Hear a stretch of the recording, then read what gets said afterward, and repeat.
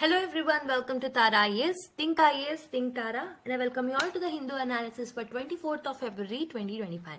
మొత్తం వీడియో చూడండి, వీడియో నచ్చితే లైక్ చేయండి, and also please subscribe to our channel if you are watching it for the first time, and also give your feedback to the comment box after watching the whole video.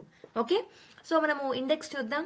So 6 main articles ఉంటాయి. As you all know, Monday రోజు మనం Sunday articles కూడా discuss చేస్తామని. So combination of both లో 6 important mains articles చూస్తాం, and మిగతావి 7th to 17th are prelims articles. ఇందులో ఒక 2 నేను హోంవర్క్ ఇవ్వడం జరుగుతుంది. Okay, so first article is about industry needs innovation not mindless toil అని ఒక ఆర్టికల్, టాలెంట్ షార్టేజ్ గురించి ఒక ఆర్టికల్, ఫారిన్ ఇన్ఫ్లుయెన్స్ అంటే ఏంటి అని చెప్పేసి యుఎస్ ఎయిడ్ కి సంబంధించిన కాంటెక్స్ట్ లో ఈ పర్టికులర్ ఆర్టికల్ రావడం జరిగింది. Okay, next Trump attacks. So all this 3 articles at one place మనం చూస్తాం. Okay, necessary infusion, currency swap గురించి ఒక ఆర్టికల్. ఓకే, బేసికలీ చెప్పాలంటే 4 మెయిన్ టాపిక్స్ గురించి మనం మెయిన్స్ లో డిస్కస్ చేస్తాం. Where as another article, so why are states ఆస్ to use untested AI tool for TB screening అని ఓకే ఒక ఆర్టికల్ గురించి డీల్ చేస్తాం. అండ్ చంద్రయాన్ 3 ఇచ్చిన డేటా గురించి, మూన్ మ్యాపింగ్, డీటెయిల్ మ్యాపింగ్ గురించి, సస్టైనబుల్ ఫ్యూచర్ పవరింగ్ గురించి, and also supreme court gag orders గురించి 3 లాంగ్వేజ్. ఈ పర్టికులర్ ది హోంవర్క్ అంటే మీరు చదవాల్సిన అవసరం అయితే ఉంది. దీంతో పాటు I have given 14th one as a homework. Okay, other than this 2 మిగతా అన్ని నేను డిస్కస్ చేశాను. So you can watch this video for the whole discussion part. Okay, with this note let's start the video.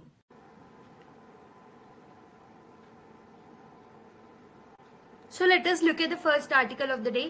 Indian industry needs innovation, not mindless toil అని చెప్పేసి ఒక article రావడం జరిగింది. Let's see this particular thing. Okay, so basically GS3 లో effects of liberalisation on the economy, employment, mainly ఇక్కడ employment తో మీరు link చేసుకోవచ్చు అనమాట. Okay, so let's see this in detail. So బేసికల్గా ఇండియా యొక్క ఇండస్ట్రియల్ సెక్టర్ ఏదైతే ఉంటుందో చాలా మటుకు చీప్ లేబర్ మీద డిపెండ్ అయి ఉందన్నమాట. సో మనకి ఇక్కడ బేసిక్ గా టెక్నాలజికల్ అడ్వాన్స్మెంట్ అనేది తక్కువ జరుగుతుంది, వెరాజ్ చీప్ లేబర్ మీద ఎక్కువగా ఇన్వాల్వ్ అయి ఉంటుందన్నమాట. వెరాజ్ మనకి డెవలప్డ్ నేషన్స్ లో ఏవైతే ఆల్రెడీ డెవలప్ అయిపోయాయో, like countries like US and UK, ఇవేంటంటే ఆటోమేషన్ వైపు, ఓకే, హై ప్రొడక్టివిటీ వైపు టర్న్ అయ్యాయి అనమాట. సో లార్జ్ డేస్ నుంచి, లాట్ ఆఫ్ డేస్ నుంచి. ఓకే, బట్ ఇండియాలో లాట్ ఆఫ్ టైమ్స్ మనము లో వేజెస్ ఇస్తున్నాము. ఓకే, లేబర్ ఇంటెన్సివ్ సెక్టర్స్ ని పని చేపిస్తున్నాం. Like most of the time so labour ని తీసుకున్నా ఓకే, కానీ చీప్ లేబర్ అంటే చాలా తక్కువగా మనం వేజెస్ ఇస్తున్నాము. They will have long working hours.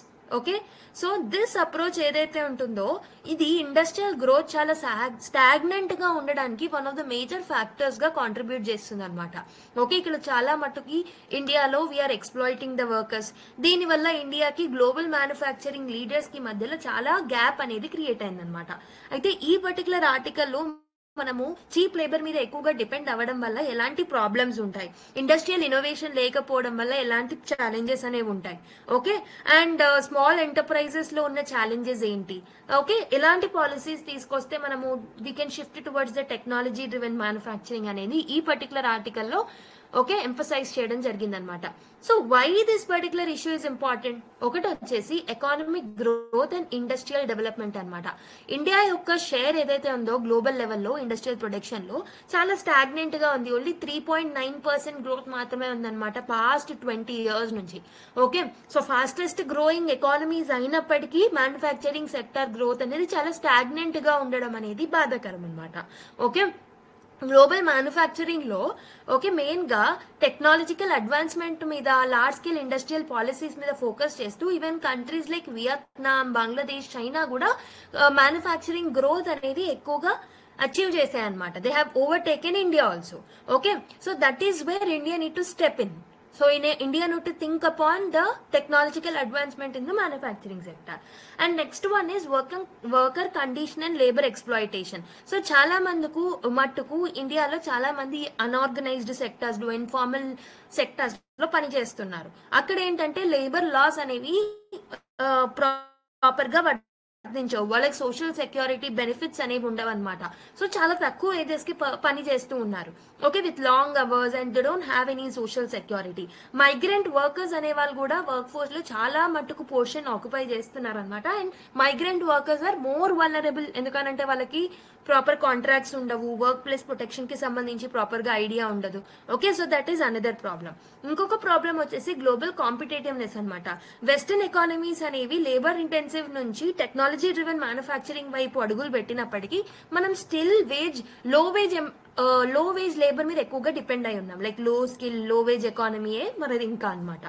Okay, so 18th సెంచరీలో ఇండస్ట్రియల్ రెవల్యూషన్ ఏదైతే ఉందో బ్రిటన్ లో వచ్చినప్పుడు, సో ఇనిషియల్ గా అది లేబర్ ఇంటెన్సివ్ అయినప్పటికీ, బట్ నౌ టెక్నాలజికల్ ఇంప్రూవ్మెంట్స్ ఏవైతే ఉన్నాయో ఈ లేబర్ ప్రాక్టీసెస్ ని, ఇన్ఎఫిషియంట్ లేబర్ ప్రాక్టీసెస్ ని రిప్లేస్ చేస్తూ they have gone through the technological advancement అనమాట. So similar way of approach ని ఇండియా తీసుకురాలేకపోయింది. India has failed in the similar approach. Okay, మరి ఇండస్ట్రియల్ సెక్టార్ లో ఇండియాలో ఉన్న ఛాలెంజెస్ ఏంటి? ఒకటి వచ్చేసి చీప్ లేబర్ మీద ఎక్కువగా ఓవర్ రిలే అవుతున్నాం అనమాట. ఓకే, మాన్యువల్ లేబర్ మీద, ఆటోమేషన్ కన్నా ఎక్కువగా మాన్యువల్ లేబర్ మీద ఎక్కువగా మనము దృష్టి పెడుతున్నాము. లో కాస్ట్ లో వర్కర్స్ కి ఎక్కువ పనులు అనేవి అప్పచెప్తున్నాం, వాళ్ళకి సోషల్ సెక్యూరిటీ అనేది మనం ప్రొవైడ్ చేయట్లేదు. ఓకే, సో వేరస్ డెవలప్డ్ నేషన్స్ లో లిమిటెడ్ వర్కర్స్ ఉన్నప్పటికీ వాళ్ళకి సాలరీస్ అనేవి చాలా హైగా ఉంటాయి, వేజెస్ అనేవి చాలా హైగా ఉంటాయి అనమాట. ఓకే, సో ఇండియా యొక్క లో వేజ్ స్ట్రక్చర్ ఏదైతే ఉంటుందో దాని వల్ల ఈ స్ట్రక్చర్స్ అనేవి బాగుండకపోవడం వల్ల we are not attracting the proper investments in the technology. Example లో మీరు చూసుకుంటే గార్మెంట్ అండ్ టెక్స్టైల్ సెక్టార్ ఏదైతే ఉంటుందో స్టిల్ స్టిచ్చింగ్ మీద, కట్టింగ్ మీద, మాన్యువల్ లేబర్ మీదే, అంటే స్టిచ్చింగ్ కోసం, కట్టింగ్ కోసం స్టిల్ మాన్యువల్ లేబర్ మీదే మనం డిపెండ్ అయి ఉన్నాం ఈ పర్టికులర్ సెక్టార్స్ లో. వేరస్ చైనాలో మనకి ఆటోమేషన్ అనేది వచ్చేసింది దీంట్లో కూడా, కాబట్టి ప్రొడక్షన్ అనేది చాలా ఎఫిషియెంట్ గా, చాలా ప్రొడక్టివ్ గా మారింది వేరస్ చైనాలో. ఓకే, అండ్ ఆల్సో ఇంకొక ప్రాబ్లం ఏంటంటే ఎవరైతే లేబర్స్ ఉన్నారో వాళ్ళకి లేబర్ రైట్స్ ప్రాపర్ గా లేవు ఇండియాలో, and they are working in poor conditions also. కొన్ని రిపోర్ట్స్ ఏం చెప్తున్నాయి అని అంటే ఫ్యాక్టరీలో పనిచేసే వర్కర్స్ ఆల్మోస్ట్ 11 to 12 అవర్స్ ఒక రోజున 11 to 12 అవర్స్ పనిచేస్తున్నారు అనమాట. ఓకే, వాళ్ళకి పెయిడ్ లీవ్స్ అనేవి ఉండట్లేదు, సోషల్ సెక్యూరిటీ బెనిఫిట్స్ ఆ లేబర్ కి ఉండట్లేదు అనమాట. And also informal sector is dominating. Half of the India's industrial work force కి ప్రాపర్ ఫార్మల్ కాంట్రాక్ట్ అనేది లేదనమాట. సో వాళ్ళకి ఒకవేళ ఇన్ఫార్మల్ సెక్టార్స్ లో ఉంటే, సో గవర్నమెంట్ తీసుకొచ్చే వెల్ఫేర్ స్కీమ్స్ ఏవైతే ఉంటాయి వాటిల్లో వాళ్ళు బెనిఫిషియరీస్ గా ఉండలేకపోతారు, despite of being a eligible one. Okay, and also lot of times high inflation ఉన్నప్పుడు వేజెస్ అనేవి అంతే ఉండడం వల్ల సో వాళ్ళకి ప్రాపర్ పర్చేసింగ్ పవర్ అనేది రావట్లేదు అనమాట. So they are not able to enjoy their rights బేసికల్ గా. నెక్స్ట్ ఇంకొకటి ఏంటంటే స్మాల్ అండ్ లార్జ్ ఫర్మ్స్ ని ప్రాపర్ గా ఇంటిగ్రేట్ చేయలేకపోతున్నాం ఇండియాలో. సో జపాన్ లో ఏంటంటే లార్జ్ ఫర్మ్స్ ఏవైతే ఉన్నాయో స్మాల్ ఎంటర్ప్రైజెస్ కి సపోర్ట్ చేస్తూ ఉంటాయి, కాబట్టి వాళ్ళకి టైమ్లీ పేమెంట్స్ ఇవ్వడం, రిసోర్సెస్ అలొకేట్ చేయడం అనేవి చేస్తాడు. వెరస్ ఇండియాలో small firms mainly delayed payments తో, రా మెటీరియల్ కాస్ట్లు అనేవి ఎక్కువగా ఉండడం వల్ల, క్రెడిట్ యాక్సెస్ లేకపోవడం వల్ల చాలా సఫర్ అవుతూ ఉంటాయి స్మాల్ ఫర్మ్స్ అనేవి. ఎగ్జాంపుల్ మీరు manufacturing units, like small manufacturing units కోయంబత్తూర్లో, లుధియానాలో ఉండే ఈ యూనిట్స్ ఏవైతే ఉన్నాయో చాలా మటుకు ఫినాన్షియల్ డిస్ట్రెస్ ని ఫేస్ చేస్తూ ఉంటాయి. ఎందుకనంటే వాళ్ళకి పేమెంట్ సరిగ్గా టైంకి రాకపోవడం అండ్ లార్జర్ కంపెనీస్ నుంచి రిసోర్సెస్ ప్రాపర్ గా అలొకేట్ కాకపోవడం వల్ల. నెక్స్ట్ ఇంకొకటి ప్రాబ్లం ఏంటంటే ఇండియాలో ఉన్న మ్యానుఫ్యాక్చరింగ్ సెక్టార్ లో పాలసీ సపోర్ట్ అనేది ప్రాపర్ గా లేకపోవడం. So for the technological upgradation, so countries like China, south Korea mainly industrial research and development మీద చాలా ఖర్చు పెడతారు, కానీ ఇండియా యొక్క రీసెర్చ్ అండ్ డెవలప్మెంట్ స్పెండింగ్ అనేది it is below 1% of the GDP. Companies కి కూడా to upgrade the technology government incentives provide చేయట్లేదు. వెరస్ జపాన్, జర్మనీలో ఎక్కువగా గవర్నమెంట్ సబ్సిడీస్ ఇస్తుంది అనమాట for promoting automation in the manufacturing sector. Next ఇంకొకటి ఏంటంటే reluctance of business owners to innovate. And also ఈ ప్రాబ్లం ఏంటంటే మెయిన్లీ క్యాపిటలిస్ట్లు ఎవరైతే ఉన్నారో వాళ్ళు న్యూ టెక్నాలజీ మీద ఎక్కువ ఇన్వెస్ట్ చేయాలనుకోవట్లేదు, ఎందుకంటే చీప్ లేబర్ దొరికినప్పుడు in order to stay competitive in the market, so what they are not doing is they are not investing in the technology అనమాట. Okay, so business owners side నుంచి కూడా proper cooperation అనేది రావట్లేదు. For example మీరు చూసుకుంటే the reluctance of the small scale textile units in Tirupur. Okay, so in order to switch to the automated looms, so వాళ్ళు తక్కువ competitive గా ఫీల్ అయ్యారు కాబట్టి they are not automating their particular sector అనమాట, industries అనమాట. Okay, so ఇక్కడ ఆర్టికల్లో ఇచ్చిన కొన్ని case studies and global comparisons చూసుకుంటే చైనా యొక్క ఇండస్ట్రియల్ గ్రోత్ మోడల్ గురించి ఇక్కడ ఆథర్ చెప్పడం జరుగుతుంది. మెయిన్లీ చైనా ఏంటంటే ఆటోమేషన్ మీద ఎక్కువగా ఇన్వెస్ట్ చేస్తుంది, టెక్నాలజికల్ అప్గ్రేడేషన్ మీద, రీసెర్చ్ మీద ఓకే ఎక్కువ ఇన్వెస్ట్మెంట్ పెడుతుంది. కాబట్టి చైనా అనేది ప్రపంచంలోనే మ్యానుఫ్యాక్చరింగ్ హబ్ గా మారిందనమాట. అండ్ ఆల్సో చైనాలో స్మాల్ అండ్ మీడియం ఎంటర్ప్రైజెస్ కి గవర్నమెంట్ అనేది ఆటోమేషన్ చేసుకోవడానికి వాళ్ళ ఇండస్ట్రీస్ ని ఇన్సెంటివ్స్ ని ప్రాపర్ గా ప్రొవైడ్ చేస్తుంది. అంటే చైనాలో ప్రాపర్ గవర్నమెంట్ సపోర్ట్ అనేది ఉందన్నమాట. Okay, next thing that was mention in the article is about South Korea. South కొరియాలో హై టెక్నాలజీ మ్యానుఫ్యాక్చరింగ్ మీద ఎక్కువగా డిపెండ్ అవుతున్నారు rather than the labour intensive sector. So innovations మీద mainly robotic technology, artificial intelligence, electronics మీద ఎక్కువగా investment అనేది south Korea పెడుతుంది అనమాట. సో అక్కడ ఉన్న సామ్సంగ్, హేండి అండ్ మిగతా కంపెనీస్ ఏవైతే ఉన్నాయో ఇండస్ట్రియల్ పాలసీస్ ని సపోర్ట్ చేస్తున్నాయి. And also mainly research and development మీద ఎక్కువగా ఇన్వెస్ట్ చేస్తున్నాయి అనమాట ఇలాంటి కంపెనీస్. ఓకే, బంగ్లాదేశ్ యొక్క textile boom is another example. Okay, so lower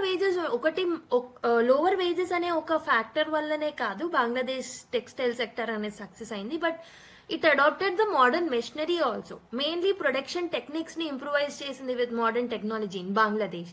so government proper గా ఇంటర్వ్యూన్ అవ్వడం వల్ల, ఎక్స్పోర్ట్ ఓరియంటెడ్ పాలసీస్ ఉండడం వల్ల అక్కడ సో బంగ్లాదేశ్ యొక్క టెక్స్టైల్ బూమ్ అనేది మనం చూసామన్నమాట.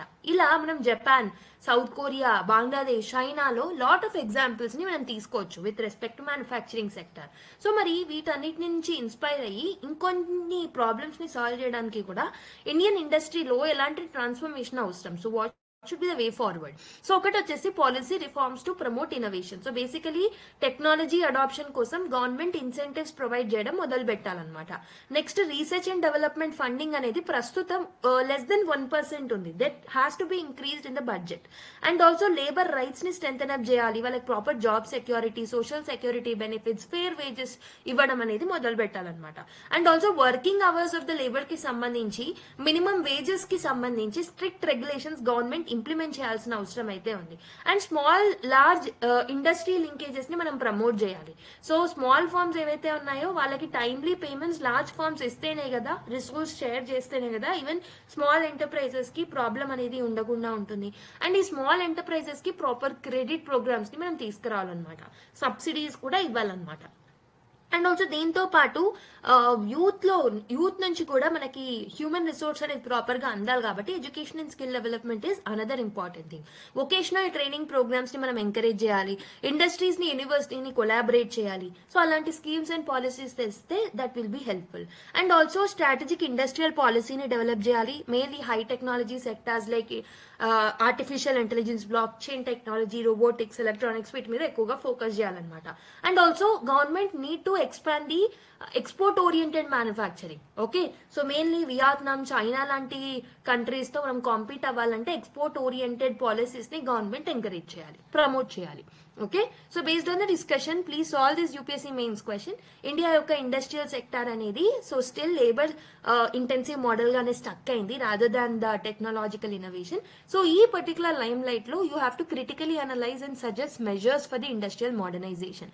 ఓకే, మేము ఆల్రెడీ ఏం చేస్తే బాగుంటుందని చూసాం. So try to mention some global examples, also some company names ని సజెస్ట్ చేయొచ్చు. కొన్ని ఏరియాస్ ని నేను ఏవైతే ఎగ్జాంపుల్స్ గా కోట్ చేశానో వాటన్నిటిని రాస్తూ write a beautiful answer on this. Okay, so now let's go to another article.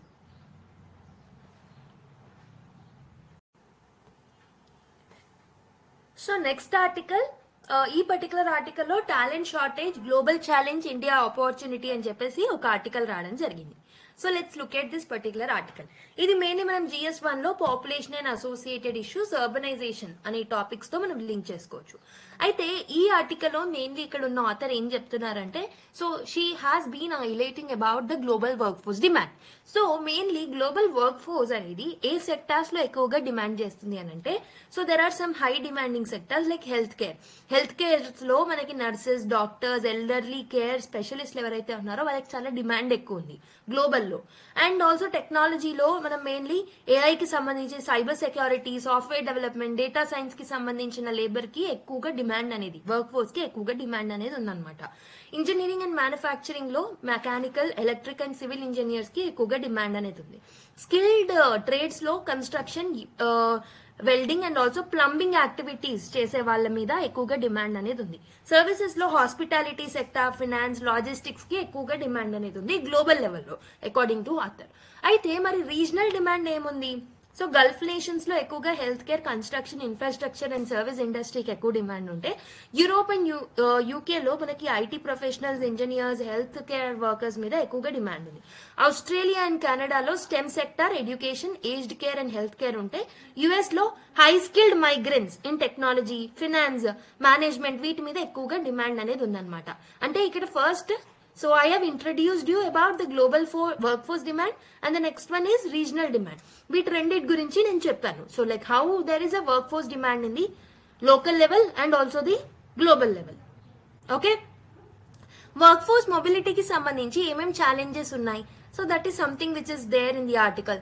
ఒకటి వచ్చేసి రెగ్యులేటరీ అండ్ ఇమిగ్రేషన్ బ్యారియర్స్ అనేవి ఉన్నాయన్నమాట. So lot of times strict visa policies ఉండడం వల్ల, వర్క్ పర్మిట్ ప్రాసెస్ అనేవి చాలా స్ట్రిక్ట్ గా ఉండడం వల్ల మైగ్రేషన్ కి ఛాన్సెస్ ప్రాపర్ గా ఉండట్లేవు అనమాట. సో ఇండియా నుంచి ఎక్కడికైనా వెళ్ళాలన్నా, వన్ కంట్రీ టు ఇంకో కంట్రీకి వెళ్ళాలన్నా lot of strict visa, rigid visa policies ఉండడం వల్ల మైగ్రేషన్ కి అంత ఈజీగా ఉండట్లేదు అనమాట రీసెంట్ టైమ్స్ లో, because of the lot of regulations and non recognition of the Indian qualification. Indian qualification కి సంబంధించి మెడిసిన్ లో, ఇంజనీరింగ్ లో, లాలో ఇండియాలో చదువుకున్న వాళ్ళకి ఆ క్వాలిఫికేషన్స్ ని వేరే దేశాలలో రికగ్నైజ్ చేయట్లేదు అనమాట. నెక్స్ట్ ఇంకొకటి ఏంటంటే exploitation and fraud in migration. So recruitment agencies అనేవి అనెథికల్ గా మైగ్రెంట్ వర్కర్స్ ని ఎక్స్ప్లాయిట్ చేయడం ఒక ప్రాబ్లం అయితే, లాట్ ఆఫ్ టైమ్స్ ఏమవుతుంది అంటే human trafficking, contract violations and also wage theft అనేది జరుగుతుంది అనమాట లాట్ ఆఫ్ టైమ్. అంటే ఇక్కడ మెయిన్లీ మనకి రిక్రూట్మెంట్ ఏజెన్సీస్ ఏవైతే ఉన్నాయో దే ఆర్ బీయింగ్ ఫ్రాడ్ అనమాట. That is another problem. ఇంకొకటి ఏంటి? Skill mismatch and lack of standardised certification. So Indian qualifications అనేవి ఇండియాలో చదువుకున్న వాళ్ళకి వాళ్ళు గెయిన్ చేసిన క్వాలిఫికేషన్స్ అనేవి గ్లోబల్ గా ప్రాపర్ గా అలైన్ అవ్వట్లేదు అనమాట. అండ్ ఆల్సో ఇండియాలో ఇంగ్లీష్ ప్రొఫిషియన్సీ చాలా లిమిటెడ్ గా ఉండడం అనదర్ ప్రాబ్లం అవుతుంది. And cultural adaptability in some markets of Indianness is another problem. Okay, ఇలా మన వర్క్ ఫోర్స్ మొబిలిటీకి ఇవన్నీ ఛాలెంజెస్ గా ఉంటున్నాయి అనమాట as per the article and as per the author. Okay, మరి ఈ పర్టికులర్ గ్లోబల్ డిమాండ్ ని, రీజనల్ డిమాండ్స్ ని, లోకల్ డిమాండ్స్ ని మనము లెవరేజ్ చేయడానికి, ఈ ఆపర్చునిటీని ప్రాపర్ గా యూటిలైజ్ చేయడానికి what India need to do, India యొక్క స్ట్రాటజీ ఏమై ఉండాలి? సో గవర్నమెంట్ ఇనిషియేటివ్స్ తో ముందుకు రావాలన్నమాట. So mainly government bilateral agreements ని సైన్ చేసుకోవాలి. So for example Gulf labour agreements and also India, UAE, CEPA లాంటి అగ్రిమెంట్స్ ని గవర్నమెంట్ సైన్ చేయాలి. Skill India mission. Okay, skill India mission ద్వారా మనము గ్లోబల్ జాబ్ మార్కెట్స్ లో we have to train workers. Okay, global job markets కి ఏవైతే demands ఉంటాయో ఆ డిమాండ్స్ ని మన వర్క్ ఫోర్స్ మీట్ అయ్యేలాగా వాళ్ళకి స్కిల్ ఇండియా మిషన్ ద్వారా ప్రాపర్ స్కిల్స్ ని అందించాలి. అండ్ ఆల్సో ఎథికల్ రిక్రూట్మెంట్ కి సంబంధించి ఇండియా లెవెల్లో స్ట్రాంగర్ రెగ్యులేషన్స్ ని మనం ప్రమోట్ చేయాలన్నమాట. సో అనెథికల్ గా ఫ్రాడ్ ఇన్స్టిట్యూషన్స్ ద్వారా మన వాళ్ళు మోసపోకుండా ఉండడానికి. And also we have to align the work force skills with global standards. So మన వర్క్ ఫోర్స్ స్కిల్స్ ని మనం గ్లోబల్ స్టాండర్డ్స్ కి మ్యాచ్ అయ్యేలాగా చూసుకోవాలి.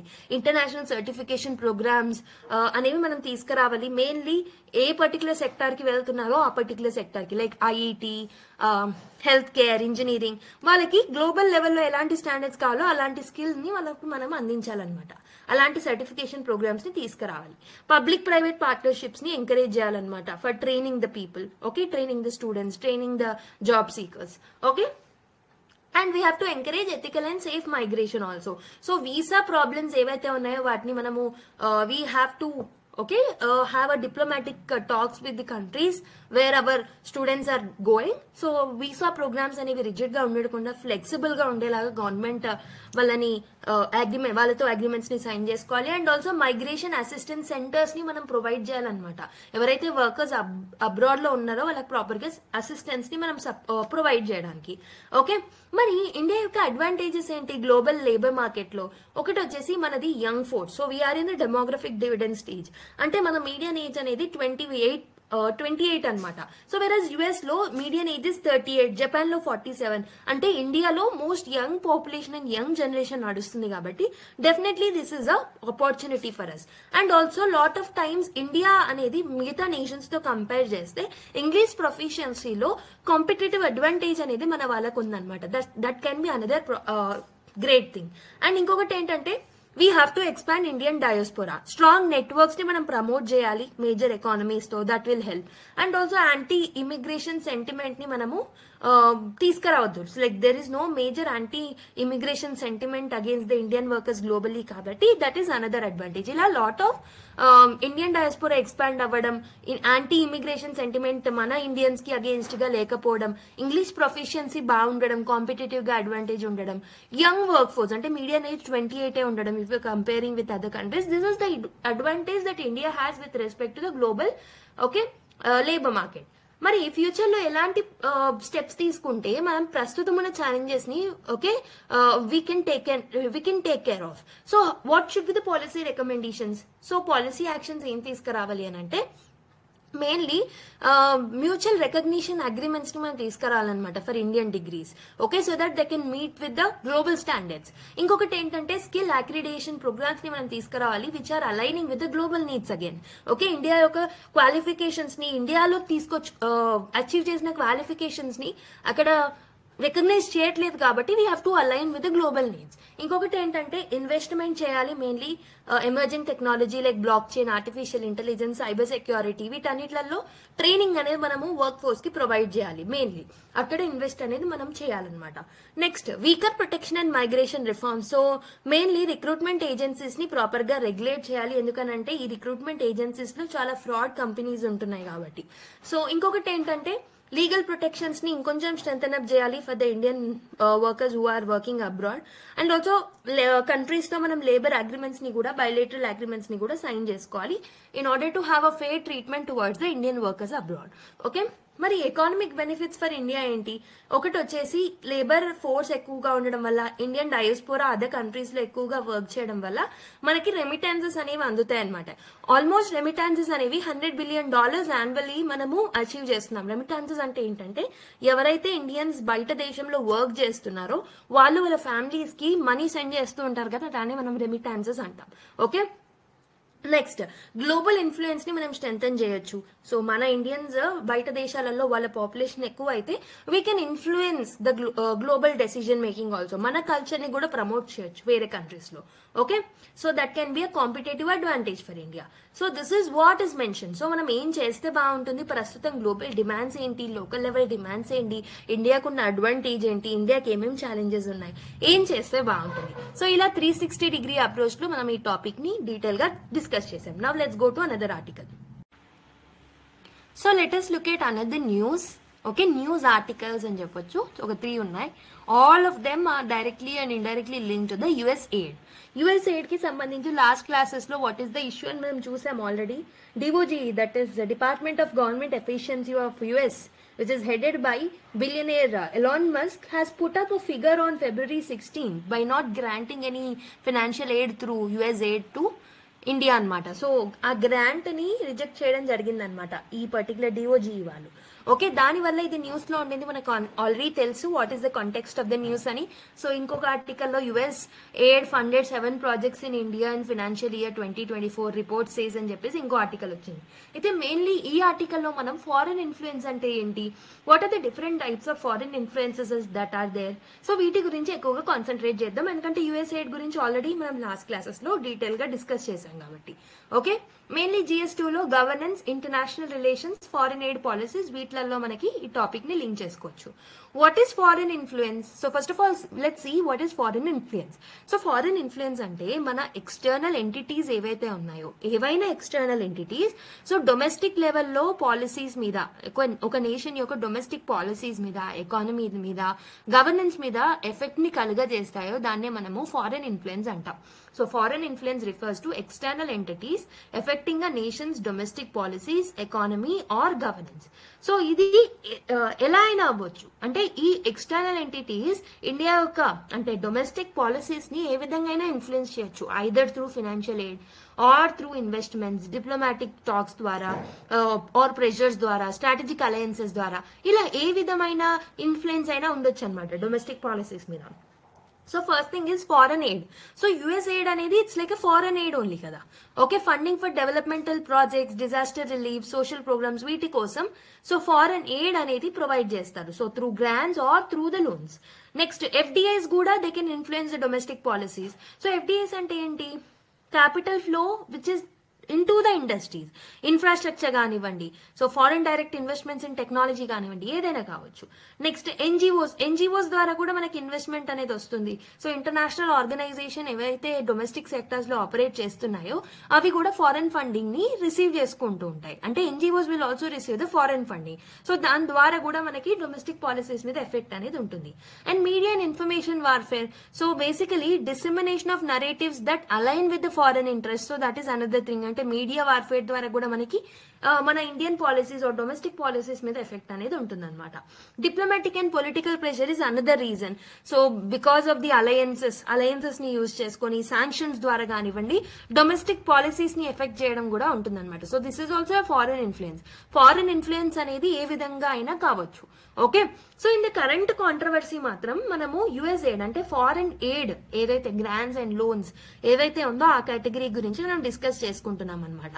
So the Trump administration's allegations of USAID funding voter turnout in India has intensified the debate. So వాళ్ళు contribute చేయడం వల్లనే voter turnout ఎక్కువగా వచ్చిందని చెప్పేసి వాళ్ళు అంటున్నారు, మనకు తెలిసిందే. ఓకే, సో ఈ కాంటెక్స్ట్ లో మనం ఏం చూసాం? వాట్ ఈస్ ఫారెన్ ఇన్ఫ్లుయెన్స్ అనేది చూసాం. In how many ways foreign influence can be there on India's domestic policies అనేది చూసాం. మరి ఇప్పుడు let's see why foreign influence is increasing in India. మొదటిది economic and geo political factors వల్ల. Okay, global లెవెల్లో India యొక్క ప్రెజెన్స్ అనేది పెరుగుతుంది కాబట్టి గ్లోబల్ పవర్ తో ఇండియా అనేది ఎమర్జ్ అవుతుంది కాబట్టి ఫారెన్ ఎంటిటీస్ అనేవి in order to influence the policies in India so they are investing more. This is the first reason. Okay, ఇంకొకటి ఏంటి? డిప్లొమాటిక్ టూల్ లాగా కూడా ఫారెన్ ఎయిడ్ అనేది వర్క్ చేస్తుంది. For like example major powers ఏవైతే ఉన్నాయో European union, China, USA, ఇవన్నీ strategic leverage ని ఎస్టాబ్లిష్ చేసుకోవడానికి సో ఈ రెసిపియన్ కంట్రీస్ లో ఇన్వెస్ట్మెంట్ అనేది ఇస్తూ ఉంటారు, ఎయిడింగ్ అనేది ఇస్తూ ఉంటారు అనమాట.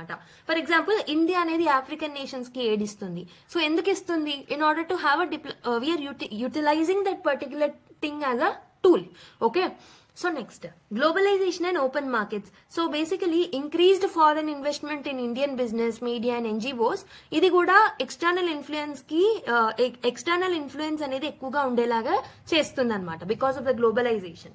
Next strategic location also. India అనేది దాని యొక్క జియోగ్రఫికల్ లొకేషన్ చూసుకున్నా, ఎకానమిక్ పొజిషన్ చూసుకున్నా, India is a key player global politics లో, కాబట్టి ఫారెన్ ఇన్ఫ్లుయెన్స్ అనేది పెరుగుతుంది. మరి ఇంటర్నల్ ఫ్యాక్టర్స్ ఏమున్నాయి? విత్ ఇన్ ఇండియా ఏమున్నాయి? సో మన ఇండియాలో రెగ్యులేషన్స్ చాలా వీక్ ఉండడం వల్ల, మానిటరింగ్ ప్రాపర్ గా లేకపోవడం వల్ల ఫారెన్ ఫండెడ్ ప్రాజెక్ట్స్ అనేవి ఎక్స్టర్నల్ యాక్టర్స్ కి ఒక ఇన్ఫ్లుయెన్స్ క్రియేట్ చేయడానికి ఒక చోక్ పాయింట్ గా అవుతున్నాయి అనమాట. Next political polarisation is another reason. Rival parties అనేవి మెయిన్ గా ఫారెన్ ఫండింగ్ ని ఓకే పొలిటికల్ అటాక్స్ కోసం ఒక టూల్ లాగా యూజ్ చేసుకుంటాయి అనమాట.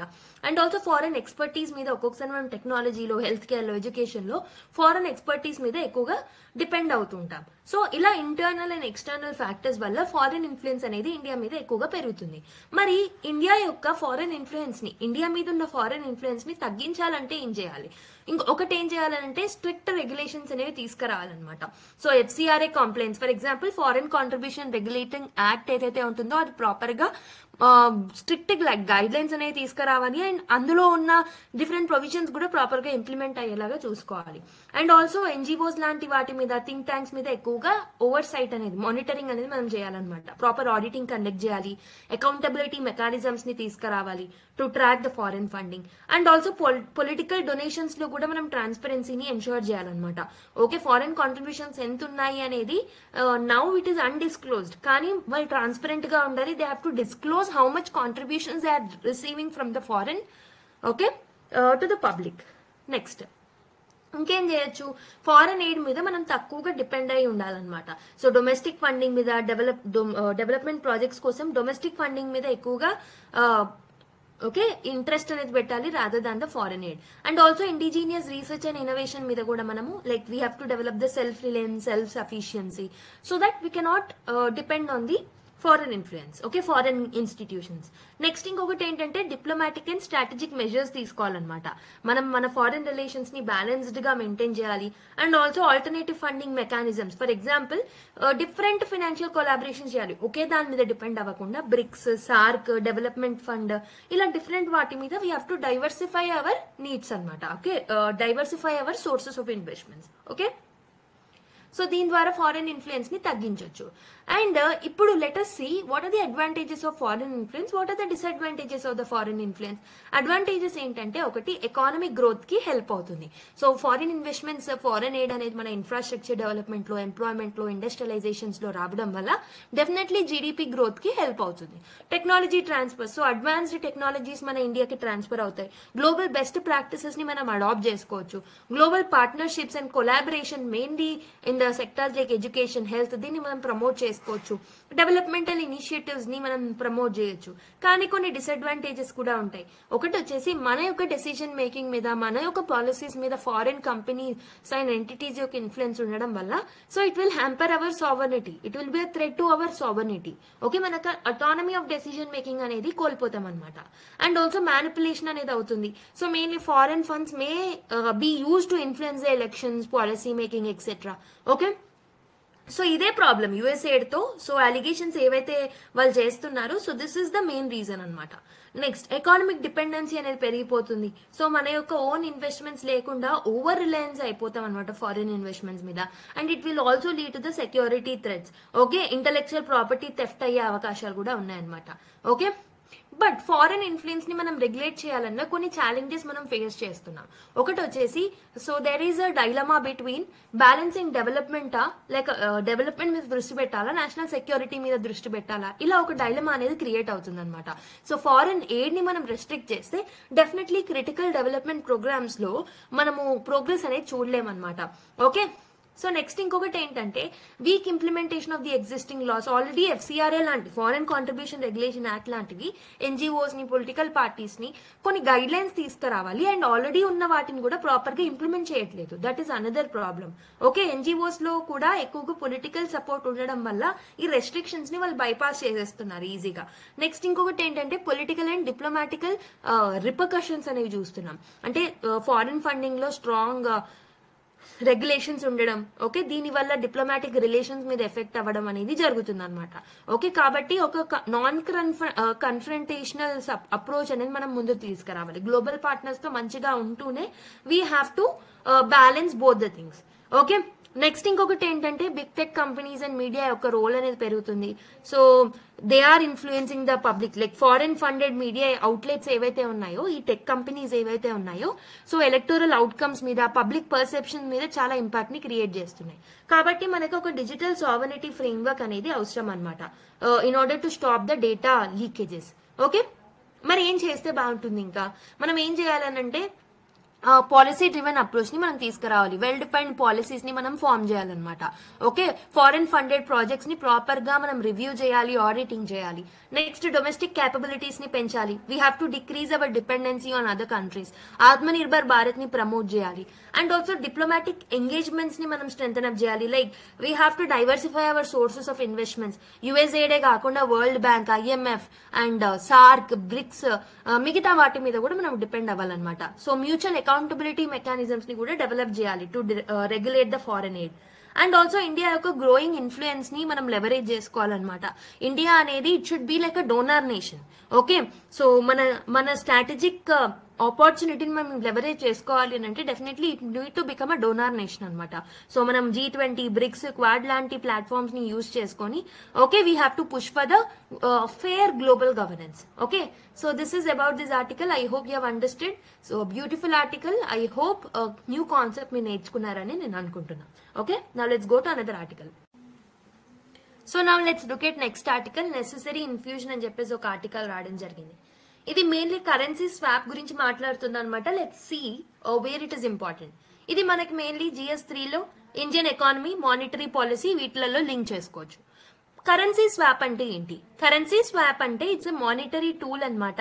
సో ఇక్కడ బ్యాంక్స్ ఏం చేస్తాయంటే they exchange foreign currency with the RBI for rupees it is set buy back rate అనమాట. ఒక సెట్ బై బ్యాక్ రేట్ అనేది ఉంటుంది. ఆ బై బ్యాక్ రేట్ లో ఫారిన్ కరెన్సీస్ ని ఇండియన్ రూపీస్ తో ఎక్స్చేంజ్ అనేది చేసుకుంటారనమాట. So this is the monetary tool where banks exchange foreign currency with RBI for rupees at a set buy back rate. I hope you have understand.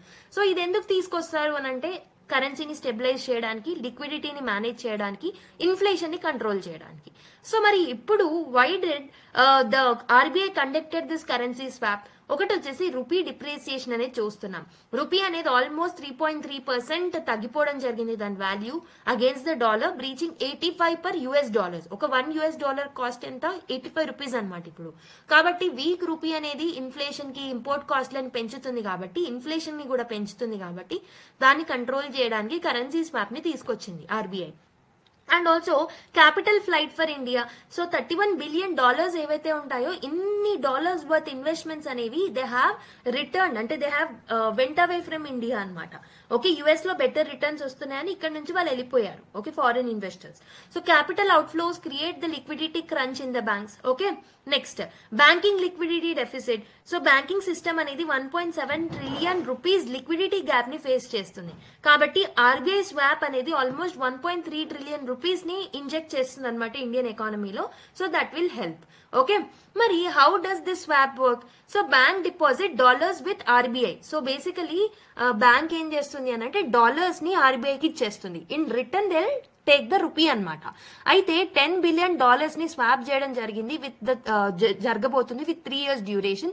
So second swap in a month after $5 billion swap in January. So basically జనవరిలో ఒక swap అయిపోయింది, ఇప్పుడు second time జరిగింది అనమాట. So currency swap వల్ల advantages ఏంటి?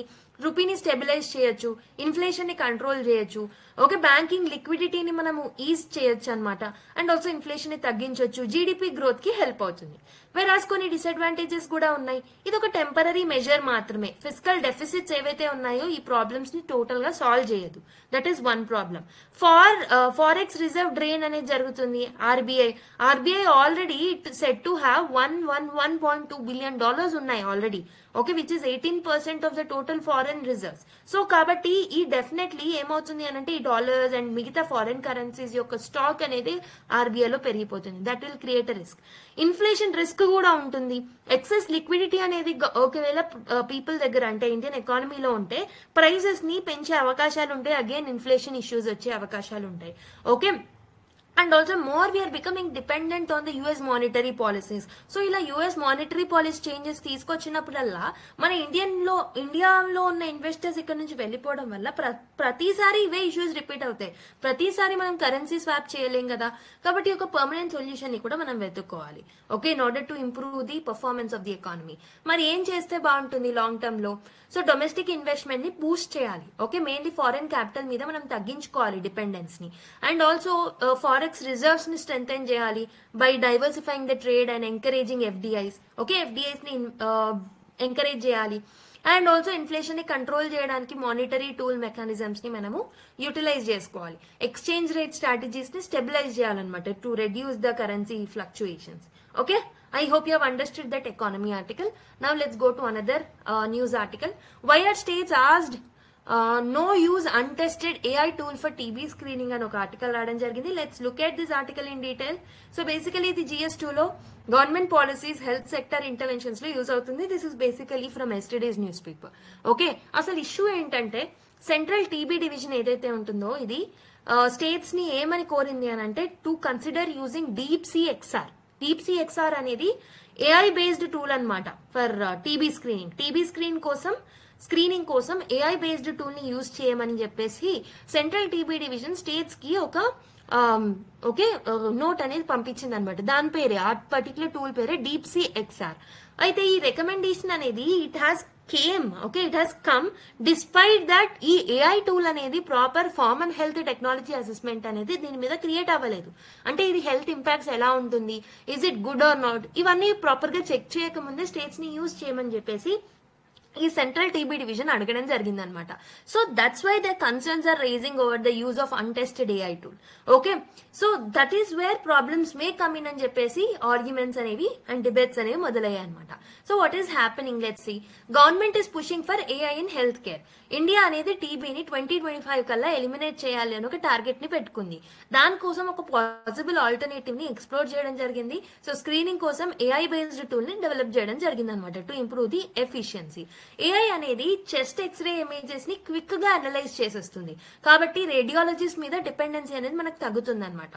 Next ఇంకొకటి ఏంటంటే alternative wide spread TB screening అనేది లేదు ప్రస్తుతం. టీబీ డిటెక్షన్ మెథడ్స్ అనేవి చాలా ఎక్స్పెన్సివ్ గా ఉన్నాయి, చాలా స్లోగా ఉన్నాయి. మాస్ స్క్రీనింగ్ అనేది ప్రాపర్ గా జరగట్లేదు రూరల్ ఏరియాస్ లో. సో ఈ ప్రాబ్లమ్ ని ఏఐ టూల్ అనేది అడ్రస్ చేయగలుగుతుంది. So pressure to me TB elimination target. So India మీద ప్రెషర్ అనేది కూడా ఉంది. 100 day intensified TB elimination campaign ని డిసెంబర్ 2024 లో లాంచ్ చేశాము. కాబట్టి it is putting pressure on the government. So that is where దీన్ని టెస్ట్ చేయకుండానే గవర్నమెంట్ దాన్ని వదలడం జరిగింది అనమాట. Okay, so this is what happening అనమాట. So basically what are the challenges, మరి ఈ టీబీ స్క్రీనింగ్ టూల్ ని యూజ్ చేసేటప్పుడు వాట్ ఆర్ ద ఛాలెంజెస్? ఒకటి వచ్చేసి హెచ్టిఏ అసెస్మెంట్ అనేది లేదు, ఆల్రెడీ చెప్పాను. అంటే మెడికల్ టెక్నాలజీ అసెస్మెంట్ బోర్డ్ అనేది అసెస్ చేయాలన్నమాట. It need to give approval. Okay, so basically ఈ పర్టికులర్ డీప్సీ ఎక్స్ఆర్ యూసేజ్ కి without any recommendations or without any evaluation దీన్ని యూజ్ చేయమని చెప్పేసి పబ్లిక్ లో పెట్టారు. అండ్ ఆల్సో పబ్లిక్ డేటా కూడా దీనికి సంబంధించింది మెన్షన్ లేదు. Like how accurate it is, specificity ఎంతవరకు ఉంది, సెన్సిటివ్ అయినా కాదా, is it real world settings లో ఇది సూటబులా కాదా అనేది కూడా టెస్ట్ చేయలేదు, అసెస్ చేయలేదు ప్రాపర్ గా. రిలయబిలిటీ అండ్ అక్యూరసీ ఇష్యూస్ అనేవి ఉన్నాయి. Okay, so basically AI based x-ray interpretation అనేది అంత రిలేబుల్ అయితే కాదు. Okay, rather than what we are using now. Okay, previous studies ఏం చెప్తున్నాయంటే టీబీ కేసెస్ అనేవి ఎక్స్రే స్క్రీనింగ్ ద్వారా 42.6% ని మనం టెస్ట్ చేయగలిగాం. ఓకే, సో నెక్స్ట్ ఇంకొకటి ఏంటంటే ఎథికల్ అండ్ లాజిస్టికల్ కన్సర్న్స్ అనేవి కూడా ఉన్నాయి. ఏఐ టూల్ అనేది వెరిఫై కాకపోవడం వల్ల ఎథికల్ కన్సర్న్స్ అనేవి రేజ్ అవుతున్నాయి. That is another problem. Cost effectiveness consideration, QXR, Genki ఏవైతే ఉన్నాయో సో ఇవి అన్ని కాస్ట్ ఎఫెక్టివ్ అనమాట. సో ఒక్క పర్ కేజ్ ఇంటర్ప్రిటేషన్ అనేది ఆల్మోస్ట్ 30 రూపీస్ నుంచి 22 రూపీస్ వరకు కాస్ట్ చేస్తుంది. వెరాజ్ ఇక్కడ కాస్ట్ బెనిఫిట్ అనాలిసిస్ అనేది కూడా లేదు డీప్సీ ఎక్స్ఆర్ తో. అసలు ఎంతవరకు కాస్ట్ ఎఫెక్టివ్, అఫోర్డబుల్ అనేది కూడా లేదనమాట. మరి ఏఐ బేస్డ్ టీబీ స్క్రీనింగ్ వల్ల మనకి ఎలాంటి అడ్వాంటేజెస్ ఉంటాయి? డయాగ్నోసిస్ అనేది చాలా క్విక్ గా అయిపోతుంది. సో వైడ్ గా మనం యూజ్ చేసుకోవచ్చు. ఈవెన్ రూరల్ ఏరియాస్ లో కూడా క్విక్ గా మనం యూటిలైజ్ చేసుకోవచ్చు అనమాట. కాస్ట్ సేవింగ్స్ అనేవి చేసుకోవచ్చు. Like we can reduce the cost, we can integrate TB elimination programmes also into artificial intelligence. కానీ డిసడ్వాంటేజెస్ అనేవి ఉన్నాయి. రిగర్ టెస్టింగ్ అనేది లేదు, వాలిడేషన్ లేదు, ఫాల్స్ పాజిటివ్స్ అండ్ నెగటివ్స్ అనేవి ఉన్నాయి, ఎథికల్ ఇష్యూస్ ఉన్నాయి, and also wastage of resources అనమాట. ఓకే, దీన్ని టెస్ట్ చేయకుండా వదలడం అనేది. సో మరి ఏం చేస్తే బాగుంటుంది? సో దీన్ని ప్రాపర్ గా టెస్ట్ చేసి అసెస్ చేసి దాని తర్వాత యూసేజెస్ కోసం వదిలాలన్నమాట. ట్రాన్స్పరెంట్ కమ్యూనికేషన్ అనేది ఇంపార్టెంట్. పర్ఫార్మెన్స్ డేటా అనేది మనకి పబ్లిక్ లో పెట్టాలి first in order to gain the trust from the people. Okay, so proven AI tools like QXR and Genki ఏవైతే ఉన్నాయో ఆల్రెడీ అసెస్ చేయబడ్డాయి, వయబుల్ అండ్ యాక్సెసబుల్, కాబట్టి వాటిని వదలాలి దీనికన్నా ముందు. కాస్ట్ బెనిఫిట్ అనాలిసిస్ అనేది చేయాలి, ఎంతవరకు ఇది అఫోర్డబుల్ అనేది చెక్ చేయాలి, అండ్ హ్యూమన్ ఓవర్ సైట్ ని కూడా మనం పెంచాలన్నమాట. Okay, I hope you have understood this article 2.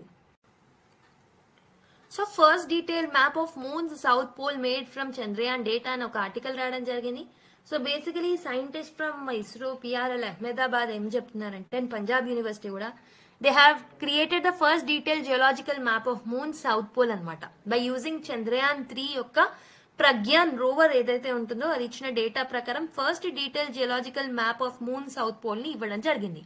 అయితే ఈ స్టడీ ఏం కన్ఫర్మ్ చేస్తుంది అని అంటే, it has confirmed the under ground magma presence. Okay, అందులో అండర్ గ్రౌండ్ లో మ్యాగ్మా ఉంది అని చెప్తుంది అనమాట. So it is supporting a theory called as primordial molten ocean on the moon. Okay, primordial molten ocean అనేది ఇంతకు ముందు ఉండింది అని చెప్పేసి ఒక థియరీ ఉంది. ఆ థియరీకి ఒక ఎవిడెన్స్ అనేది ఈ పర్టికులర్ ఇమేజ్ ద్వారా దొరికింది అనమాట. ఈ రీజన్ అనేది it is estimated having an age of 3.7 billion years అనమాట. Okay, so it is coinciding with the early microbial life of the earth. And ఇంకొకటి ఏంటంటే స్కాంబర్గర్ క్రేటర్ అనేది ఉంటుంది మూన్ లో. So it is been identified as a main source of debris. Mainly debris ఉండడానికి కారణం స్కాంబర్గర్ crater అనేది కారణం అని చెప్పేసి ఇందులో మనం ఫైండ్ అవుట్ చేయడం జరిగింది. అయితే లూనార్ ఇంపాక్ట్ ఈవెంట్స్, క్రేటరింగ్ హిస్టరీ ఏంది, ప్లానెటరీ సర్ఫేస్ ఎవల్యూషన్ ఎలా జరిగింది, ఇవన్నీ పిక్చర్స్ ద్వారా మనము ఈ మ్యాపింగ్ ద్వారా మనం ఇన్సైట్స్ ని పొందగలుగుతున్నాం అనమాట. So this is definitely helpful in understanding the moon's evolution and future lunar missions ని ఎయిడ్ చేస్తుంది ఇందులో మనం తెలుసుకున్న data. And also comparative planetary science కి వెరీ వెరీ హెల్ప్ఫుల్ అనమాట. Like impact of craters on Mars ఎలా ఉంది, ఇవన్నీ కూడా మనం కంపారిటివ్ గా వేరే సెలెస్టియల్ బాడీస్ కి సంబంధించిన స్టడీస్ ని కూడా కండక్ట్ చేసుకోవచ్చు. And also space pollution concerns.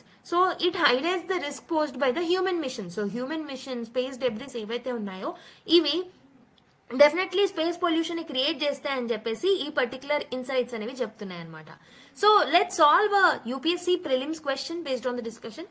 Which of the following is not a finding from the Chandrayaan-3 South Pole mapping project?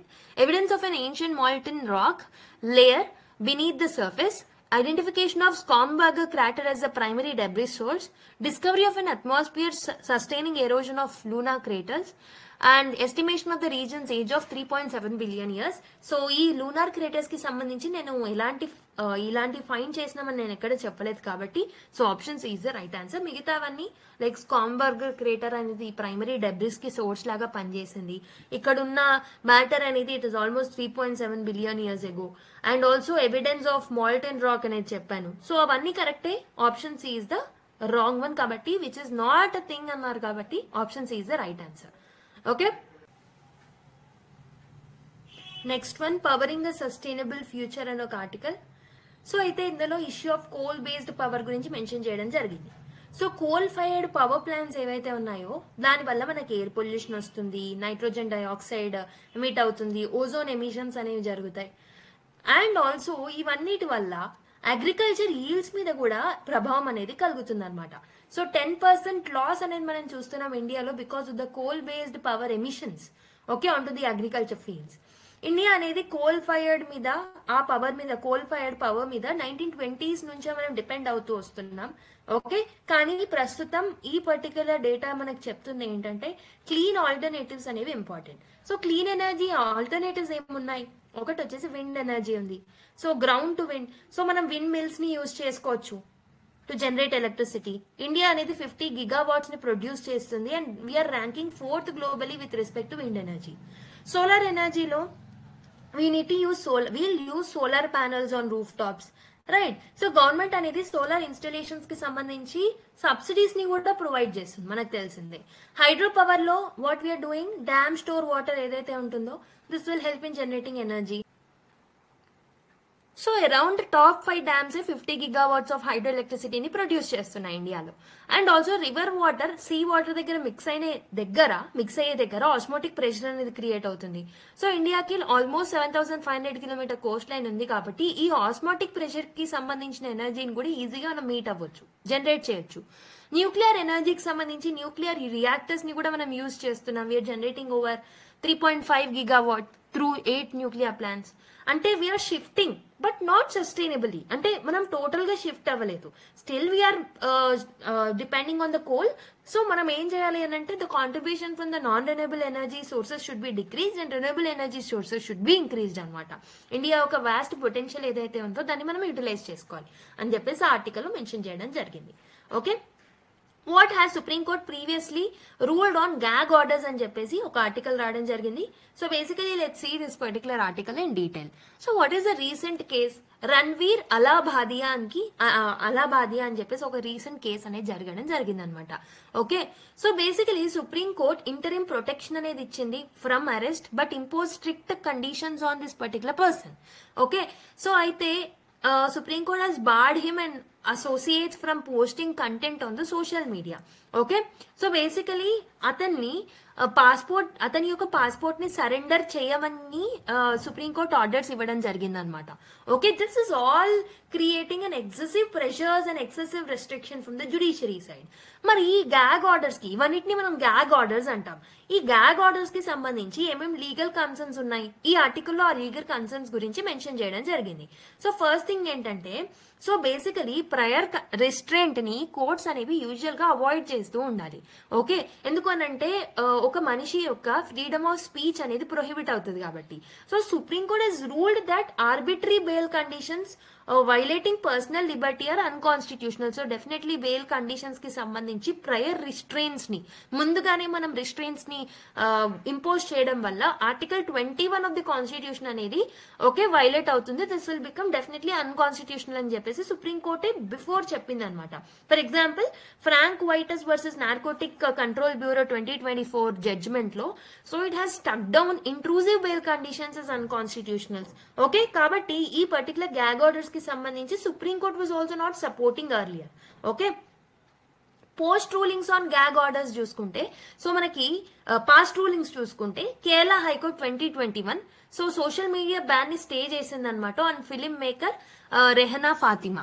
Okay, Rehana Fatima and Alt News co founder Mohammed Zubair మీద 2022 లో so he was granted bail అనమాట after supreme court ruled that barring him from tweeting chilled free speech అనమాట. అంటే so basically free speech of him will get restricted ఒకవేళ మనం pre restrictions అనేవి పెడితే ఆ ప్రాబ్లమ్స్ అనేవి క్రియేట్ అవుతాయి. అతని యొక్క ఆర్టికల్ 21 అతని యొక్క ఆర్టికల్ 19 అనేవి డిస్టర్బ్ అవుతాయని చెప్పి సుప్రీం కోర్ట్ చెప్పడం జరిగింది. So what is supreme court's approach to the interim relief? మరి ఇంటరిమ్ రిలీఫ్ కండిషన్స్ అనేవి రీజనబుల్ గా ఉండాలి, ప్యూనిటివ్ గా ఉండకూడదు. So what are the factors that supreme court has to be considering before giving this interim relief అంటే so severity of charges ఎంత ఉన్నాయి, ఆ పర్సన్ మీద నంబర్ ఆఫ్ ఎఫ్ఐఆర్స్ ఎన్ని ఉన్నాయి, ఓకే, ఎవిడెన్స్ ట్యాంపరింగ్ అనేది జరుగుతుందా ఒకవేళ ఇతన్ని వదిలేస్తే, ఓకే, ఫెయిర్ ఇన్వెస్టిగేషన్ అనేది చేయగలుగుతామా, okay, without violating the personal liberty, ఇవన్నీ కన్సిడర్ చేసుకొని ఇంటరిమ్ రిలీఫ్ ఆర్డర్స్ అనేవి సుప్రీంకోర్టు ఇవ్వాలన్నమాట. Okay, so courts generally avoid restricting the free speech. So ఇక్కడ నేను ఏం చెప్తున్నానంటే గ్యాగ్ ఆర్డర్స్ ని సుప్రీంకోర్టు ఇవ్వడం సో జనరలీ అవాయిడ్ చేస్తుంది, ఎందుకంటే ఫ్రీ స్పీచ్ ని రెస్ట్రిక్ట్ చేసే వాళ్ళం అవుతాం కాబట్టి వీ హ్యావ్ టు థింక్ అంటే మెయిన్లీ ఇంటరిమ్ రిలీఫ్ ఇచ్చే ముందు కొన్ని కండిషన్స్ ని దృష్టిలో పెట్టుకునే వాళ్ళకి ఇంటరిమ్ రిలీఫ్ ఇవ్వాలి. అండ్ ప్రీ రెస్ట్రెన్స్ ని కూడా మనము ఓన్లీ సర్టెన్ కేసెస్ లో మాత్రమే మనం తీసుకురావాలి అని చెప్పేసి సుప్రీంకోర్టు యొక్క పాస్ట్ రూలింగ్స్ చెప్తున్నాయి అనమాట. ఎందుకంటే వాళ్ళ యొక్క ఫ్రీడమ్ ఆఫ్ స్పీచ్ అయిన ఆర్టికల్ 21 అనేది డిస్టర్బ్ అవుతాయి కాబట్టి. ఓకే, గ్యాగ్ ఆర్డర్స్ అనేవి ఓన్లీ ఎక్సెప్షనల్ కేసెస్ లో మాత్రమే మనం అప్లై చేయాలి. Okay, next why is 3 language policy controversial అని ఒక ఆర్టికల్ రావడం జరిగింది. So I'm giving this particular thing as a homework. So మనం లాస్ట్ క్లాసెస్ లో 3 language policy and why Tamil Nadu is opposing అనేది డీటెయిల్ గా చూసుకున్నాం కాబట్టి సో జస్ట్ ఒక 2-3 పేజెస్ ఉంది. And along with this I want you people to read this whole article from today's newspaper. So ఎందుకనంటే I have told you last class లోనే నేను కొన్ని హోంవర్క్ ఇస్తానని, ఏవైతే రిపీటెడ్ న్యూసెస్ ఉంటాయో నేను మీకు హోంవర్క్ ఇస్తాను so that you need to read it to improve your vocabulary and reading skills ని ఇంప్రూవ్ చేసుకోవడానికి.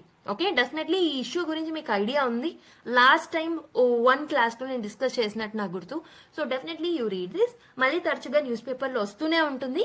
సో నెక్స్ట్ క్లాసెస్ లో నేను డీల్ చేస్తాను. Okay, so try to read it, try to understand it. ఇక్కడ ఉన్న ఓకే ఇన్ఫర్మేషన్ ని కూడా ఒకసారి. So information and broadcasting ministry plans new laws to regulate digital content అని ఒక ఆర్టికల్ రావడం జరిగింది. Let's look at that. So government want to come up with the stricter laws అనమాట to regulate the harmful content on the digital platforms. ఎందుకంటే free speech అనేది violate అవుతుంది కాబట్టి. Okay, so violent content అనేవి are ఆబ్సిన్ content ని మనం avoid చేయడానికి stricter regulations ని ఐఎన్బి మినిస్ట్రీ తీసుకొస్తున్నారు అని చెప్పేసి ఈ ఆర్టికల్ లో మెన్షన్ చేయడం జరిగింది. సో కరెంట్ లాస్ ఏవైతే ఉన్నాయో which are regulating OTT platforms, YouTube and social media, these are definitely inadequate. Okay, so కాబట్టి గవర్నమెంట్ ఏమంటుంది అని అంటే ఎగ్జిస్టింగ్ లాస్ అనేవి కన్సిడర్ చేసి మేము కొత్త న్యూ లీగల్ ఫ్రేమ్వర్క్ ని తీసుకొస్తాం. Will regulate OTT platforms and self regulatory bodies ని కూడా తీసుకొస్తాం to enforce the IT rules 2021. Supreme court and parliamentary panel కూడా ఈ లీగల్ వాక్యూమ్ ని ఫ్లాగ్ చేసింది in digital content regulation. So basically they wanted to bring strict regulation to regulate OTT and other bodies. So what should be the way forward? ఏం చేస్తే మనం regulate చేయగలుగుతాం? Legal provisions ని strengthen up చేయాలి, కొత్త చట్టాలన్నా తీసుకురావాలి, existing వాటిలో amendments అన్నా తీసుకురావాలి. ఫ్రీ స్పీచ్ తో పాటు కంటెంట్ రెగ్యులేషన్ ని ఓకే రీజనబుల్ బ్యాలెన్స్ ని మనం మెయింటైన్ చేసుకుంటూ రావాలి. And we have to encourage self regulation also. Digital platforms self regulative గా మారాలన్నమాట. Next how was Vikatan made inaccessible అని చెప్పేసి తమిళనాడుకి సంబంధించిన ఒక మ్యాగజైన్ గురించి రాయడం జరిగింది. Okay, why was Vikatan blocked? Vikatan అనేది ఒక తమిళ్ మ్యాగజైన్ అన్నమాట. So it has become inaccessible. ఎందుకు అని అంటే బీజేపీ ఒక తమిళనాడు చీఫ్ కంప్లైంట్ చేశారు అబౌట్ పిఎం మోదీ కార్టూన్ ని అక్కడ ఫీచర్ చేయడం వల్ల అండ్ డొనాల్డ్ ట్రంప్ యొక్క కార్టూన్ ని ఫీచర్ చేయడం వల్ల BJP Tamil Nadu chief has complaint about this Vikatan Tamil magazine. So ministry of information and broadcasting ఏం చేసింది అని అంటే it has acted on this complaint. ఎందుకనంటే ఇది పొలిటికల్ బయస్ కి దారి తీస్తుంది అని చెప్పేసి దాన్ని ఇన్యాక్సెసిబుల్ గా మార్చింది. అయితే వెబ్సైట్ బ్లాకింగ్ కి సంబంధించి లీగల్ బేసిస్ ఏముంటుంది అని అంటే ఐటీ యాక్ట్ 2000 లో section 69A will allow the blocking of this particular magazines and all. ఎందుకనంటే to protect the sovereignty, integrity, security and public order of the country. ఈ ఆర్డర్స్ అనేవి confidential గా ఉంటాయి. ఓకే, సో ఇవి డిపార్ట్మెంట్ ఆఫ్ టెలికమ్యూనికేషన్ ఈ orders ని issue చేస్తుంది. Prior notice అనేది ఏముండదు అనమాట. So no prior notice was given to Vikatan. So what can Vikatan do? మరి ఇప్పుడు వికటన్ అనే మ్యాగజైన్ వాళ్ళు ఏం చేయొచ్చు? IT blocking rules 2009. సో ఈ పర్టికులర్ ఐటీ బ్లాకింగ్ రూల్స్ ద్వారా వెబ్సైట్స్ అనేవి వాళ్ళ యొక్క ఇష్యూస్ ని అపీల్ చేసుకోవచ్చు అనమాట హైకోర్టులో లేదా రివ్యూ కమిటీస్ కి. Vikatan was also called for a hearing but had to legally challenge the block due to lack of due process. అంటే ముందుగా ఇన్ఫార్మ్ చేయలేదు, డ్యూ ప్రాసెస్ అనేది జరగలేదు అని చెప్పేసి వాళ్ళు అంటున్నారు. So what is the key concern? So blocking an entire website, ఒక స్పెసిఫిక్ కంటెంట్ కాకుండా ఎంటైర్ వెబ్సైట్ అనేది it will definitely violate the freedom of speech. Okay, so that is a problem. I hope you have understood. Next, what is India's dilemma over the fighter jets? So ఈ particular fighter jets కి సంబంధించి ఏమి problem ఉంది అనేది మనం చూడాలి. అయితే this is the second homework or the second article that I'm giving you for the homework. ఎందుకంటే దీంట్లో లాట్ ఆఫ్ ఫ్యాక్ట్స్ ఉంటాయి కాబట్టి ఈ రోజు న్యూస్ పేపర్ నుంచి ఆర్ నిన్నటి న్యూస్ పేపర్ నుంచి ఎక్కడైతే న్యూస్ ఆర్టికల్ ఉందో you have to open it, you have to read it and you have to read the specified content. ఈ కంటెంట్ అనేది మీకు పీడిఎఫ్ ఫామ్ లో మేము మీకు ఆల్రెడీ టెలిగ్రామ్ ఛానల్లో అప్లోడ్ చేస్తాం కాబట్టి you can get access of the PDF from there. Okay, one is the article of 3 language formula and the other article is India's dilemma over fighter jets. These two articles are the homework. Migitha ayina nenu discuss chesestanu. So now let's look at another articles. Why has the UGC care list of journals been discontinued అని ఒక article రాయడం జరిగింది. Okay, so let me tell you what is this UGC care list first. దాని తర్వాత నేను మీకు explain చేస్తాను మిగతా news article. So UGC care list అనేది 2018 లో ఇంట్రడ్యూస్ చేయడం జరిగింది అనమాట. సో UGC కేర్ లిస్ట్ ఏంటంటే it's a list of academic journals ఏవైతే ఉంటాయో అవి. అండ్ ఇప్పుడు ప్రస్తుతం ఏమైతే యూజీసీలో ఉన్న కొత్త డ్రాఫ్ట్ రూల్స్ ఏవైతే ఉన్నాయో దాంట్లో యూజీసీ తీసుకున్న డెసిజన్ ఏంటంటే ఈ యూజీసీ కేర్ లిస్ట్ ని రిప్లేస్ చేస్తూ కొత్త న్యూ ఎవాల్యుయేషన్ సిస్టమ్ ని తీసుకొద్దామని చెప్పేసి అనుకుంటుంది అనమాట. Okay, so UGC care list ని 2018 లో ఇంట్రడ్యూస్ చేశారు to ensure that reputable academic journals మాత్రమే this has to be recognized. reputable academic journals ని మాత్రమే రికగ్నైజ్ చేస్తూ 2018 లో ఈ లిస్ట్ ని ఇంట్రడ్యూస్ చేయడం జరిగింది. సో ఈ journals will be used for the faculty selection processes, promotion కి సంబంధించి, రీసెర్చ్ ఫండింగ్ సంబంధించి అవన్నిటి గురించి దాంట్లో మెన్షన్ చేసి ఉంటుందన్నమాట. ఓకే, సో ఈ పర్టికులర్ జర్నల్స్ లో it is aimed to prevent predatory journals. Okay, అంటే ప్రాపర్ పియర్ రివ్యూ లేకుండా, అంటే ఇంతకు ముందు ఎలా ఉండేవంటే journals are without any proper pre review, కాబట్టి that was resulting in unproductive activity. So దాన్ని రిప్లేస్ చేస్తూ 2018 లో యూజీసీ కేర్ లిస్ట్ ని తీసుకురావడం జరిగింది యూజీసీ. అయితే మరి యూజీసీ కేర్ లిస్ట్ ని ఎందుకు డిస్కంటిన్యూ చేయాలనుకుంటున్నారు? So UGC has actually decided to replace the centralised list with new suggestive parameters, కొత్త పారామీటర్స్ తో రిప్లేస్ చేయాలనుకుంటున్నారు అనమాట ఫర్ ఎవాల్యుయేటింగ్ ద జర్నల్స్. ఎందుకు చెప్తున్నారు? What are the different reasons that are quoted by the UGC అంటే ఒకటి వచ్చేసి over centralisation problems అనమాట. ఒక సింగిల్ లిస్ట్ అనేది which is controlled like a single list controlled which journals were included or excluded. దీని వల్ల ఒక సింగిల్ లిస్ట్ లో ఉండడం వల్ల సెంట్రలైజ్ అయిపోతుంది అనమాట. ఓవర్లీ సెంట్రలైజ్డ్ అయిపోవడం వల్ల ట్రాన్స్పరెన్సీ ఇష్యూస్ వస్తున్నాయి, డీలేస్ అనేవి వస్తున్నాయి. ఓకే, ఈ పర్టికులర్ జర్నల్స్ అనేవి ఒకటే సింగిల్ లిస్ట్ లో ఉండడం వల్ల సెంట్రలైజ్ అయిపోయి ట్రాన్స్పరెన్సీ ఇష్యూస్ ఉన్నాయి, డీలేస్ కూడా జరుగుతున్నాయి అనమాట. And also other issue is with respect to limited representation. చాలా research journals especially Indian languages and regional languages like Tamil ఏవైతే ఉన్నాయో వాటిలలో రిప్రజెంట్ చేయట్లేదు అనమాట. Like regional languages like Tamil, Telugu, వీటిలలో రీజనల్ ఈ పర్టికులర్ జర్నల్స్ అనేవి ఉండట్లేవు. అంటే it is creating a limited representation problem. Next quality concerns కూడా ఉన్నాయి. ఓకే, సో కొన్ని అలిగేషన్స్ ఉన్నాయన్నమాట. కొన్ని జర్నల్స్ ఏవైతే ఇందులో లిస్ట్ అయి ఉన్నాయో అవి చాలా లో క్వాలిటీ జర్నల్స్ ఈ పర్టికులర్ కేర్ లిస్ట్ లో ఉన్నవి అని చెప్పేసి ఆ అలిగేషన్స్ ని ఓకే, ఆ అలిగేషన్స్ అండ్ ఆ ఛాలెంజెస్ ఏవైతే ఉన్నాయో వాటిని ఎదుర్కోవడానికి వీటిని రిప్లేస్ చేయాలనుకుంటున్నారు. అండ్ ఆల్సో ఎవాల్యుయేషన్ ప్రాసెస్ కూడా ఇంతకుముందు ఎలా ఉండింది అని అంటే రిజిడ్ గా ఉండేది. సో సెంట్రలైజ్డ్ సిస్టమ్ ఉండడం వల్ల ఇన్స్టిట్యూషన్స్ కి వాళ్ళ ఓన్ క్రైటీరియాని తీసుకురావడంలో ఇబ్బందులు అనేవి కలిగేవన్నమాట. అయితే ఐ రిపీట్ ఎవ్రీథింగ్ అగైన్, ఈ యూజీసీ కేర్ లిస్ట్ ని 2018 లో తీసుకురావడం జరిగింది. ఈ యూజీసీ కేర్ లిస్ట్ లో లిస్ట్ ఆఫ్ జర్నల్స్ ఉంటాయన్నమాట. So this will be helpful for the funding, faculty selections and promotions. అయితే ఈ యూజీసీ లిస్ట్ ని యూజీసీ అనేది రిప్లేస్ చేస్తూ కొత్త పారామీటర్స్ ని సెట్ చేయాలనుకుంటుంది. ఎందుకు అని అంటే ఓవర్ సెంట్రలైజేషన్ ఉంది, క్వాలిటీ కన్సర్న్స్ ఉన్నాయి, representation in other regional languages like Tamil, Telugu ఇవన్నీ ప్రాపర్ గా లేకపోవడం అనదర్ ప్రాబ్లం. ఎవాల్యుయేషన్ ప్రాసెస్ కూడా రిజిడ్ గా ఉంది. ఓకే, మరి న్యూ సిస్టమ్ లో యూజీసీ ఏం తీసుకురావాలనుకుంటుంది? So instead of fixed list, అంటే ఇప్పుడు ఏంటంటే కేర్ లిస్ట్ అనేది ఇట్స్ ఫిక్స్డ్ లిస్ట్ అనమాట. ఇలా ఫిక్స్డ్ లిస్ట్ కాకుండా ఈ న్యూ లిస్ట్ లో సో కొన్ని సజెస్టివ్ పారామీటర్స్ ని యూజీసీ ఇవ్వడం జరుగుతుంది అనమాట. అయితే దీంట్లో ఎడిటోరియల్ బోర్డ్ క్వాలిటీ అనే ఒక గైడ్ లైన్ ని యాడ్ చేయడం జరుగుతుంది. అంటే ఎడిటోరియల్ పాలసీస్ లో కొంచెం క్వాలిటీని మెయింటైన్ చేయడం, కొంచెం ట్రాన్స్పరెన్సీని మెయింటైన్ చేయడం అనేది ఫస్ట్ థింగ్ అనమాట. జర్నల్ పాలసీస్ ని తీసుకురాబోతుంది. Okay, for example there should be requirement of ISSN అంటే ఇంటర్నేషనల్ స్టాండర్డ్ సీరియల్ నంబర్ అనేది మనం తీసుకురావాలి. సో ఆ పర్టికులర్ దాన్ని కూడా యాడ్ చేయబోతుంది UGC. Peer review process and peer review reviews ని ఇందులో యాడ్ చేయబోతుంది అనమాట. అండ్ రీసెర్చ్ లో ఎథిక్స్ ని ఇంక్లూడ్ చేయబోతుంది. అంటే ఈ కొత్త పారామీటర్స్ అండ్ కొత్త గైడ్ లైన్స్ తో సో దీన్ని కేర్ లిస్ట్ ని రిప్లేస్ చేస్తూ కొత్త దాన్ని తీసుకురావడం జరుగుతుంది అనమాట. ఓకే, అయితే ఇప్పుడు ఈ కొత్త లిస్ట్ వల్ల hire educational institutions will be now responsible for creating the mechanisms to assess the journals. So journals ని అసెస్ చేయడానికి వాళ్ళకి కొత్త మెకానిజమ్స్ అనేవి వస్తాయి. సో వాళ్ళ గ్రేటర్ ఫ్లెక్సిబిలిటీ అనేది ఉంటుంది. ఓవర్ సెంట్రలైజేషన్ అన్న ప్రాబ్లం అనేది సాల్వ్ అవుతుంది. But there are some concerns raised because of new parameters. ఒకటి వచ్చేసి this will also lead to the low quality journals. Okay, possibility of low quality journals అంటే so centralized oversight లేకపోవడం వల్ల so definitely students and academicians ఏం భయపడుతున్నారు అని అంటే so లో క్వాలిటీ జర్నల్స్ అనేవి వచ్చే అవకాశాలు ఉన్నాయని చెప్పేసి వాళ్ళు భయపడుతున్నారు. And second issue is with respect to lack of consultations. Academicians, student organisations like student federation of India లాంటివి ఏమంటున్నారంటే they have criticised UGC for making this decision without any consultation. అంటే ఈ డెసిషన్ తీసుకునే ముందు డిఫరెంట్ ఇన్స్టిట్యూషన్స్ ని, academicians ని consult అయ్యి decision తీసుకునేది ఉండే అని వాళ్ళు క్రిటిసైజ్ చేస్తున్నారు.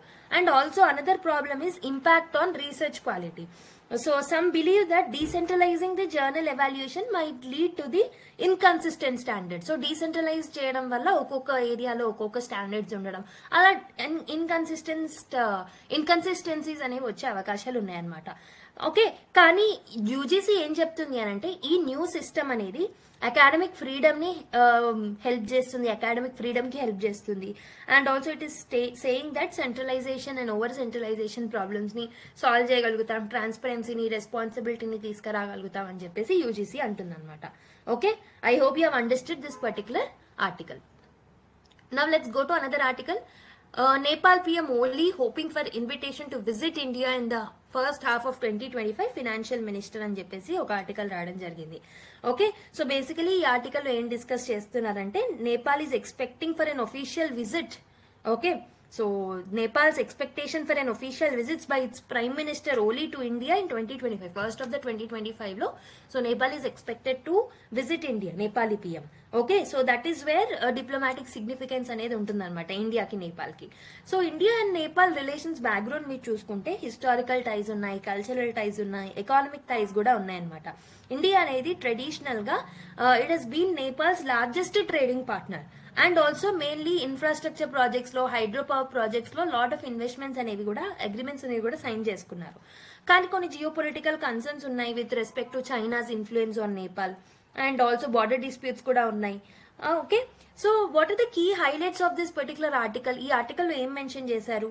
So Nepal is going to visit, so it is awaited invitation for PM Oli's visit. Okay, so Nepal యొక్క ఫారెన్ మినిస్టర్ అయిన అర్జు దేవ్భా రనా గారు ఏం స్టేట్ చేశారు అంటే, Nepal is awaiting for the official invitation from India. India నుంచి ఇన్విటేషన్ ఎక్స్పెక్ట్ చేస్తున్నారు, సో దట్ అక్కడ PM వచ్చేసి ఇక్కడికి విజిట్ చేయడానికి. So she expects, so the foreign minister of Nepal is expecting that Indian PM Narendra Modi, so BIMSTEC summit ఏదైతే ఉంటుందో Bangkok లో, so before an official visit to India, so దానికి సంబంధించిన invitation అనేది send చేస్తారని చెప్పేసి వాళ్ళు అనుకుంటున్నారు. ఓకే, బేసికలీ ఈ ఇన్విటేషన్ లో కొంచెం డిలేస్ అనేవి అయ్యాయి. హవెవర్ ఈ ఇన్విటేషన్ అవుతే మాత్రం డిప్లొమాటిక్ డిస్కషన్స్ చేయొచ్చు అండ్ బార్డర్ టెన్షన్స్ ని సాల్వ్ చేసుకోవచ్చు. Okay, lot of issues and bilateral concerns గురించి మాట్లాడుకోవచ్చు. ఓకే, వేరాజ్ హైడ్రోపవర్ కోఆపరేషన్ కి సంబంధించి, ఓవర్ ఫ్లైట్ రైట్స్ గురించి and also belt and road initiatives గురించి మాట్లాడుకోవచ్చు. ఓకే, సో ఇండియా అనేది ట్రెడిషనల్ గా కూడా నేపాల్ ని ప్రయారిటైజ్ చేస్తూ వచ్చింది, but Chinese involvement is only a problem to us. Okay, so now let's go to another article. This is just an update actual గా. Okay, next article is India Bhutan enjoy exemplary ties of friendship and cooperation, ministry of external affairs. So ఈ article లో ఏం highlight చేస్తున్నారంటే, India and Bhutan ఏవైతే ఉన్నాయో, so diplomatic relations గురించి, వాటి మధ్యలో ఉన్న డిప్లొమాటిక్ రిలేషన్స్ గురించి ఇందులో మెన్షన్ చేయడం జరుగుతుంది. సో రీసెంట్ గా భూటానీస్ ప్రైమ్ మినిస్టర్ గారు, సో హీ విజిటెడ్ ఇండియా కాబట్టి ఆ కాంటెక్స్ట్ లో ఈ ఆర్టికల్ ఇవ్వడం జరిగిందనమాట. Okay, if you look at the background of India and Bhutan relation, India అనేది, so it is India's, Bhutan అనేది it's India's closest and strategic partner అనమాట సౌత్ ఏషియాలో. Okay, so deep rooted historical ties ఉన్నాయి, cultural టైస్ ఉన్నాయి, economic టైస్ ఉన్నాయి. అయితే 2007 లో India Bhutan అనేవి ఫ్రెండ్షిప్ ట్రీటీని కూడా సైన్ చేసుకున్నాయి. దాన్నే మనం IBFT అంటాం, అంటే India Bhutan friendship treaty. Okay, దీని ద్వారా బైలేటరల్ రిలేషన్స్ ని ఇంప్రూవ్ చేసుకున్నాం. ఓకే, క్లోజ్ కోఆపరేషన్ ని మెయింటైన్ చేసుకున్నాం భూటాన్ తోటి. ఇండియా అనేది it is one of the largest trading partner to Bhutan అనమాట. అండ్ భూటాన్ కి ఇండియా అనేది చాలా అసిస్ట్ చేసింది with respect to infrastructure, defence cooperation, hydro electric projects లో కూడా భూటాన్ కి ఇండియా అనేది చాలా మట్టుకు సాయం చేసింది అనమాట. అయితే ఈ ఆర్టికల్ లో మెయిన్ గా ఏం మెన్షన్ చేస్తున్నారు అంటే, so prime minister of the Bhutan, so official visit to India ఎప్పుడైతే Feb 20 to Feb 21 జరిగిందో దాని గురించి మెన్షన్ చేశారనమాట. So basically to participate in the SOUL leadership conclave, SOUL conclave ఏదైతే ఉంటుందో దాంట్లో పార్టిసిపేట్ చేయడానికి, which is launch by Narendra Modi, దాన్ని పార్టిసిపేట్ చేయడానికి విజిట్ చేయడం జరిగింది అనమాట. Okay, so basically high level exchanges కూడా జరిగాయి between both the nations based on this visit. So India perspective ఏముంది బైలేటరల్ ట్రేడ్ కి సంబంధించి అని అంటే, so basically ministry of external affairs అనేది described India Bhutan టైస్ as exemplary. So ministry of external affairs so India Bhutan ties ని ఎగ్జాంపులరీగా చెప్పిందనమాట. Okay, ఎందుకనంటే ట్రస్ట్ అండ్ గుడ్ విల్ మీద బిల్డ్ అయిన రిలేషన్స్ ఇవి, and also cultural and historical bonds కూడా ఉన్నాయి, అండ్ ఆల్సో మ్యూచువల్ అండర్స్టాండింగ్ అనేది కూడా ఉంది బోత్ నేషన్స్ మధ్యలో. That is where ministry of external affairs అనేది ఏం చెప్పింది అంటే, India and Bhutan enjoys the exemplary ties of friendship అని. Okay, and also Indian government రీఅఫర్మ్ కూడా చేసింది about its commitment to support Bhutan's development and policy goals. అయితే Bhutan PM యొక్క స్టేట్మెంట్స్ ఏమున్నాయనంటే, సో భూటాన్ పిఎం తోబ్గే గారు హీ ప్రేజ్డ్ పిఎం మోదీ. ఎందుకనంటే భూటాన్ ని PM Modi called as a elder brother and mentor. Like he told that India is a elder brother and mentor అనమాట. So PM of Bhutan has told that so India is a elder brother and also the mentor అని చెప్పేసి పొగడడం జరిగింది అనమాట. And he sought guidance for transforming the public service in Bhutan. అయితే ఈ పర్టికులర్ స్పీచ్ ఏదైతే పిఎం ఆఫ్ భూటాన్ ఉన్నారో అతను హిందీలో మాట్లాడడం జరిగింది అనమాట. So because of that he drew applause from the audience. Okay, so he referred to Modi as a brain of India. India role ని కూడా ఎంఫసైజ్ చేస్తూ మాట్లాడడం జరిగింది అనమాట. అయితే ఈ పర్టికులర్ దాంట్లో భాగంగా కొన్ని ట్రేడ్ అగ్రిమెంట్స్ ని, హైడ్రో పవర్ ప్రాజెక్ట్స్ కి సంబంధించి, okay, and also infrastructure development గురించి మాట్లాడుకున్నారు, అండ్ ఆల్సో జియో పొలిటికల్ ఇంట్రెస్ట్ల గురించి అండ్ సమ్ పాలసీస్ గురించి మాట్లాడుకోవడం జరిగింది అనమాట. So this is about this particular news. I hope you have understood. So now let's go to the final section of the news, that is keyword glossary from articles. First keyword is financial volatility. Financial volatility అని అంటే financial market లో rapid fluctuations అనేవి కలగడం అనమాట. So example is RBI's currency swap ఏదైతే ఉంటుందో దీని వల్ల మనం ఫినాన్షియల్ వాలటాలిటీని స్టెబిలైజ్ చేయాలనుకుంటున్నాం, అంటే తగ్గించాలనుకుంటున్నాం వాలటాలిటీని. జుడిషియల్ ప్రెసిడెంట్ అంటే ఏంటంటే ద పాస్ట్ కోర్ట్ డిసిజన్స్ ఏవైతే ఉన్నాయో which influences the legal rulings now, future లో అంటే పాస్ట్ లో ఇచ్చిన జడ్జ్మెంట్స్ ఫ్యూచర్ లో ఇంపాక్ట్ చేస్తాయి కదా, వాటిని మనం జుడిషియల్ ప్రెసిడెంట్స్ అంటాం. So for example Supreme Court stands on gag orders, sets up judicial precedents for future free speech cases. So నేను గ్యాగ్ ఆర్డర్స్ గురించి చెప్పాను కదా, అక్కడ ఈ వర్డ్ ని యూజ్ చేయడం జరిగింది. టెక్నాలజికల్ సావరిటీ. సో టెక్నాలజికల్ సావరిటీ అంటే ఒక నేషన్ యొక్క ability to develop and control its own technology. అంటే ఇప్పుడు మన ఇండియా మన ఓన్ టెక్నాలజీని డెవలప్ చేయడం, కంట్రోల్ చేయడం, ఇట్ మీన్స్ దట్ ఇండియాకి టెక్నాలజికల్ సావరిటీ ఉంది అని అర్థం. So for example the push for indigenous fighter jets is crucial for India's technological sovereignty. Okay, ఇలా యూజ్ చేసుకోవచ్చు. I hope you have understood. So ఈ పర్టికులర్ ఆర్టికల్ ఏదైతే ఉంటుందో ఫైటర్ జెట్స్ కి సంబంధించిన article I have gave you as a homework, and 3 language ఫార్ములాకి సంబంధించిన issue కూడా. Okay, so other than that you have completed all the important articles discussion from today's and yesterday's newspaper too. So మీ అందరికీ తెలిసిందే Sunday news paper లో ఉన్న important articles Monday రోజే cover చేస్తామని. Okay, with this we have completed the discussion of today's newspaper. Next class లో మళ్ళీ కలుద్దాం. Until then take care and keep smiling everyone.